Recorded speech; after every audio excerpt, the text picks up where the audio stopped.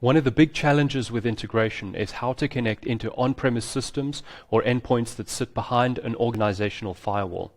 Flowgear DropPoints provide a seamless mechanism for doing that. They install as a software agent, typically on an application or database server, and create an encrypted, persistent, outbound connection into our cloud, allowing you to engage with approved resources that the DropPoint can access securely and very easily. To begin, download a DropPoint from the DropPoints pane and install it. Once installed, launch the DropPoint and sign in to register it to your Flowgear site.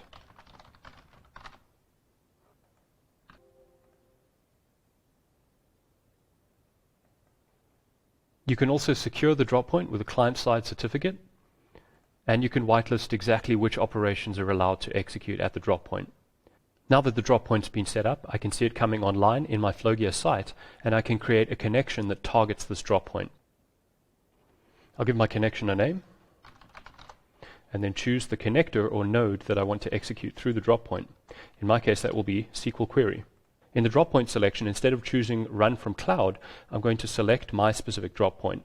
Then I can provide the details to reference the SQL database running on my computer relative to the DropPoint instead of relative to the internet.